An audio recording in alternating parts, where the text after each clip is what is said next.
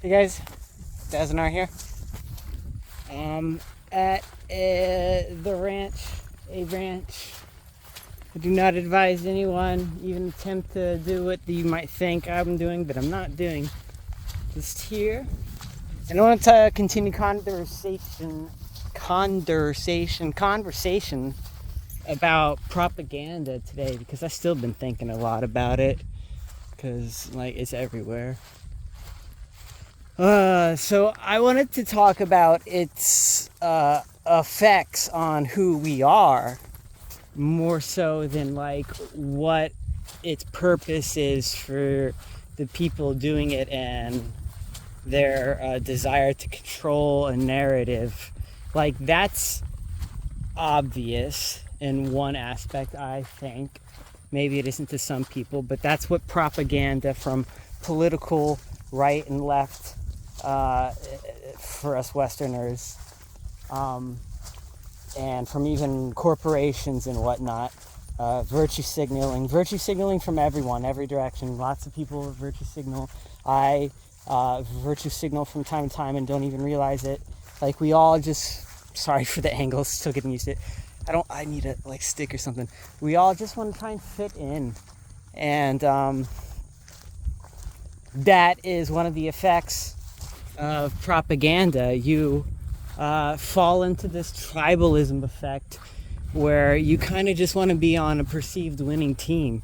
And so you kind of go with whatever the message is so that you can get very easy like points, and that gives subtle secretions of dopamine into our brain when we're liked by certain social groups, our work bosses, our work employees, our social network in general, or our ability to increase our own personal resources. If we can change what we think we believe to be more in line with a perceived successful idea, then a lot of people end up doing that. Saw it in the pandemic on the right and the left, people clinging on to follow the science, or the Trump, the election being rigged, or just clinging on to bad ideas that aren't exactly well thought out. And the message itself might just be there to manipulate enough people to get some momentum going, right? And make the perceived illusion of a winning side. And then you got people, hold on, nothing's being done, trust me. This is not a ranch vlog. You got people who just, watch out there, cub. What was I talking about? Oh no, I forgot my train of thought. People who just kinda, let me retrace a little bit, follow the agenda. I'm gonna apologize because we're gonna have to pick up because I totally forgot, and I'm not gonna pause this and re-edit it. But you have people that end up following that narrative, and believing in the ideas that are being perpetrated before they've had enough critical thought and enough time and research put into verifying if the idea is valid. But the Hunter Biden laptop issues, a lot of this is right-leaning issues that was heavy left propaganda. So I do apologize, but I'm not really a Democrat or a Republican. I believe they're both gaming us. But the Hunter Biden issue was really, really silenced pretty early on the internet, and now more information is coming out, and it's well, this was a legit issue, and it should be looked at. And what was another one I just had in mind? I actually have to stop because I have to cross a river here, so maybe I get back to you. And yeah, trying to remember, I was talking about issues that, yeah, I'll figure it out. So issues that turned out to be generally true after they were investigated a long time afterwards, like the Hunter Biden issue and vaccines not being super effective, and kind of just Republican nationalism and fear-mongering jargon in the first place that is just used to rile up anger and support. All these tactics get used, and they kind of trickle down onto the individual citizen, and they kind of change your behavior the longer you respond to that set of paradigm propaganda. The propaganda has an aim and a narrative, a paradigm it wishes to set up in the future, and it needs you to buy into this version of words to summon that future, that glorious future in front of us.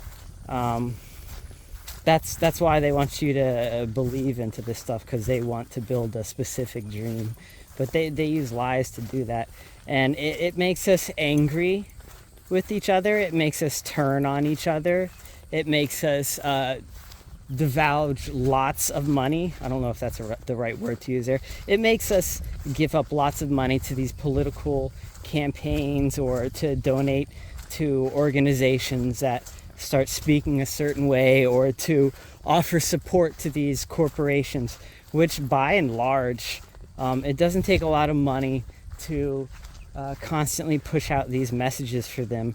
And the amount of money that a lot of places give back to actual community efforts, similar to stuff like Mr. Beast does, like how he just earns a profit to put that profit back into trying to help people, and to attract more customers so that he can help more people. It's like that's a crazy altruistic business model that these companies that are like spinning their propagandic lies, that's not what they're doing, right? They're trying to spin a truth that enough people buy into, that they'll continue to buy or allow that operation to exist and keep accumulating private wealth. And at the political level, it just allows them to keep continuing to make laws and regulations that will affect future generations more so than current generations. And it's not usually a good thing, especially the more and more I look at this right-left kind of thing. Like they both want to kind of build these weird futures I don't necessarily agree with. Hold on. Found something. Sure, you'll forgive me. Both sides are kind of changing, but I think we need another party system, like a green team, a yellow team, some more diversity in politics, diversity in the messages we can follow, because right now the message is really stoking hate against the other team, people that aren't trying to build the same future as you, instead of understanding there might be multiple futures that we're all aiming to as this AI robot future comes at us. It might be like a huge boom in these new types of diversities that we've never thought of, while the regular actual biodiversity here drastically declines. So there is so much potential. We humans now are short-sighted about, because it's really apparent that they just use these messages to split and distract us again, so that they can maintain either gains, right, profits, or the ability to make decisions that also allow gains and profits for other individuals. And this has always affected the direction of science and the direction we people are going, which is why it's extremely more likely we're heading into this consumerism purchased metaverse, instead of maybe a more holistic, natural, earthly evolution that doesn't involve technology. But I'm not sure either are terrible. I'm not sure that a holistically, I don't know if it's feeling holistic or seemingly holistic natural evolution where we just continue to let biological biodiversity thrive. I don't know if that's good, or if we continue to just harness innovation, creativity, and push that direction, and see if that too may also provide an abundance of or maybe not biodiversity, but some sort of like diversity akin to it. You know? Do you know? Do you know? Like, the idea of a metaverse is pretty, could be pretty big. It could be limitless. There could be all kinds of uses for blockchains and creating worlds and rules and protocols in those worlds that operate off of smart chain activated like sets of information and input. That kind of sounds confusing, yeah.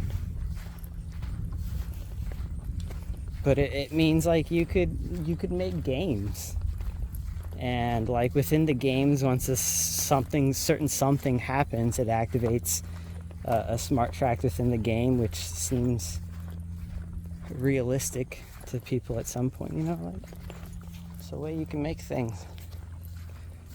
This technology we're just stumbling upon will be used in extraordinary ways to collectivize and send data and information, which will probably be used for like a quantum simulation, but that's a totally different random rant right there. Nothing to do with propaganda. Pretty much done with that topic, so let me end it there. It really just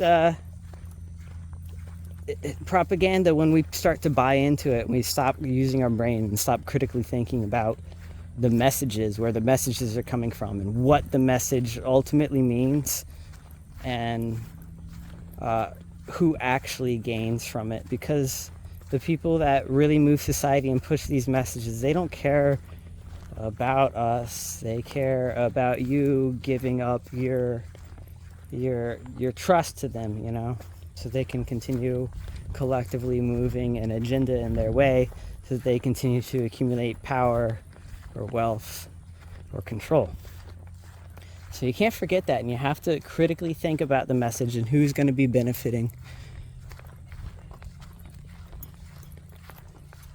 and how that message will affect you if you start believing in it and not questioning it. And usually, in my experiences, it makes you really angry with people that don't agree with you and prejudice against them, which doesn't make a whole lot of sense to me. Anyways, thanks guys. I appreciate you for watching.